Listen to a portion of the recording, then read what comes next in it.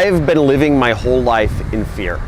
In fear that I would disappoint my parents, that I would not live up to the grades and the degrees that I got in college. I was living in fear of people's judgment. I was living in fear of being different.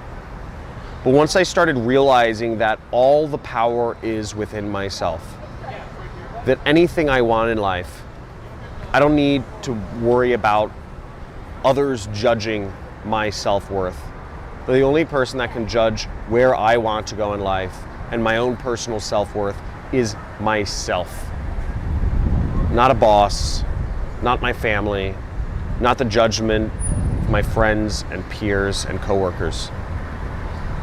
And once I overcame that fear, I realized that I was limitless and I was able to do anything I wanted to do. Everybody doubts themselves, everybody second guesses themselves, and I doubted myself and I second guessed myself just as much as any other person.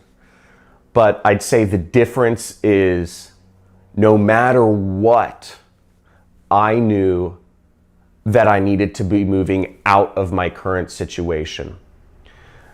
I went to an event. At that event, I had an epiphany. I created a new vision of myself.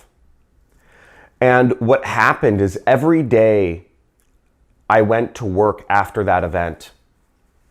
Every day I went to work, I felt like I was living an alternative life.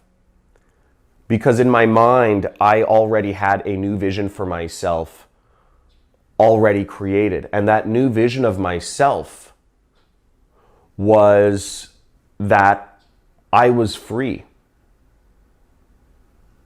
So every day I went into work, I felt in limbo and I didn't feel like I belonged there. I don't know if you've ever felt like you don't belong somewhere, but for me, that was every single day. That kept me focused, because if you're somewhere where you don't feel you belong, if you're in a situation where you don't feel is correct for you, if you feel a sense of unease with what you're doing or who you're surrounded by, if you feel incongruent with yourself, you work very hard to move out of that situation. It's like if you're wearing a piece of clothing that's not you. You feel awkward, and you feel like people are looking at you awkward, and you feel like you don't belong in that shirt or that jacket, and you feel that need to get it off. That's what I felt. That's what I felt every day I went to work. It was incredibly uncomfortable. It wasn't just a momentary feeling. It was pervasive. There wasn't really an option. I started noticing that my doubts and my second guessing were my brain playing tricks on me. And I stopped taking them seriously. I realized that my own doubts and that my second guesses were not my own.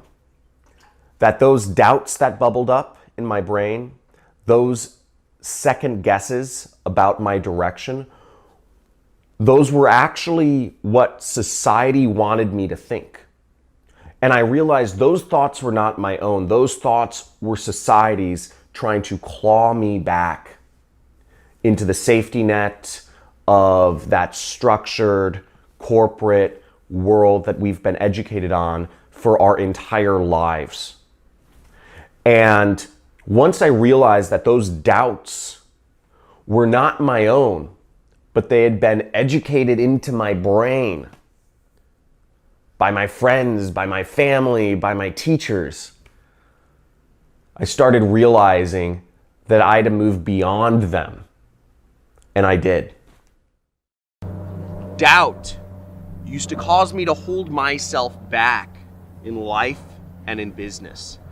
Fears of others' judgments, the judgments of my family, my friends, people I wanted to impress, used to hold me back from living the life that I truly deserve.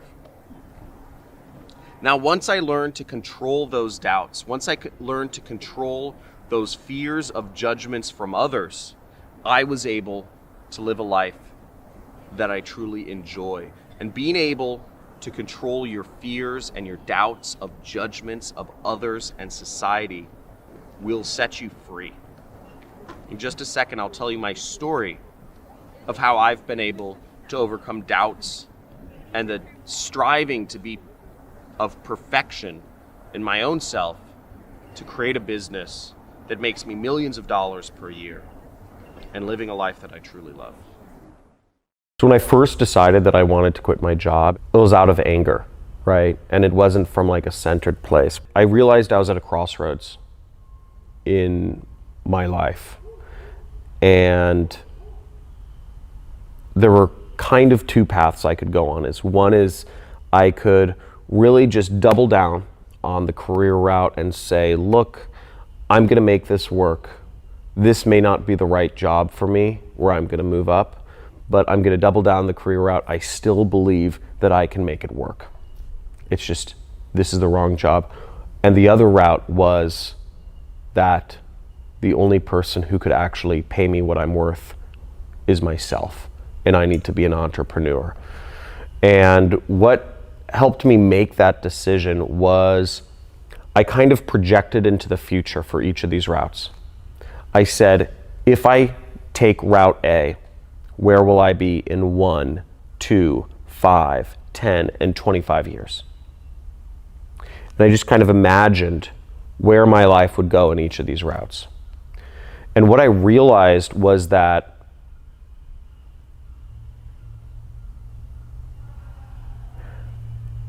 if I took route A and I allowed others to determine my own worth for the rest of my life, that I would never accomplish my dreams, I'd never accomplish my goals, I'd never be given the freedom to experience life in the way I wanted to experience, and I'd be constricted to living and working and even dating and marrying people who were convenient, but not actually people I truly connected with on a heart or soul level. I cried thinking about this going down route A, which was working a job for the rest of my life, because I realized that it was so easy, that this was such a realistic scenario for me to actually do.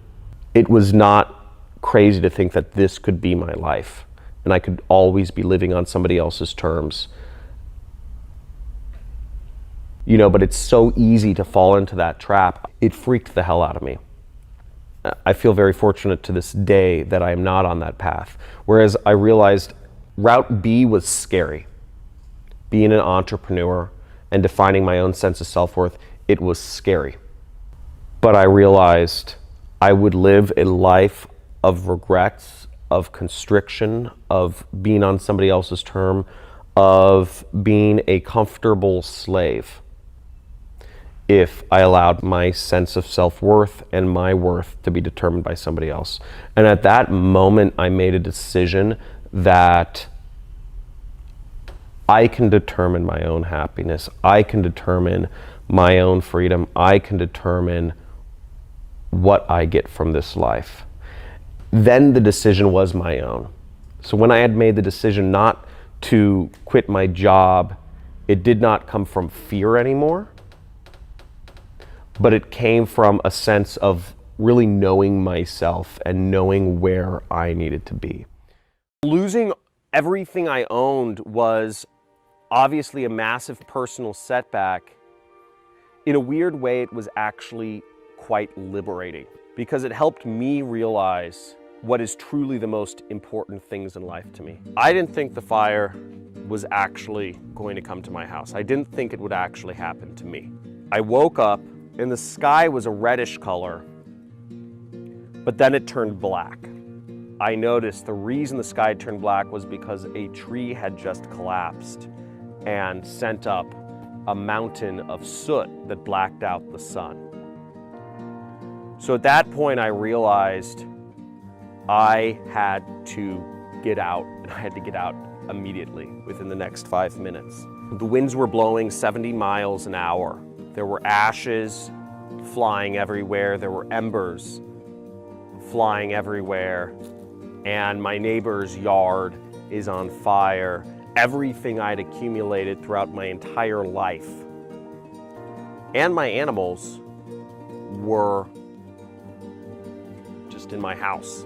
This was our dream piece of property that we had bought just a few months prior. In the span of 3 seconds, I had to decide what I could take with me and what I had to leave behind, and I couldn't take much with me. Within that 3 seconds, my mind started going to, what other special things do I need to keep with me? And my mind started going off into some directions. I said, oh, there's some special pictures, maybe my computer, maybe my Xbox, and then it just said, it's all junk. It's all junk, and I need to leave it all behind because I don't have time. But in that 3 seconds, I had to decide, what do I bring with me and what do I not? Really, it came down to my animals. What I realized was, at the end of the day, it's really about the people and the animals that you love and the connections that you have in this world, and everything else is just kind of temporary. But those connections to your friends or your family or your animals, those can't be sacrificed. Those are the most important things in the world. It's so funny.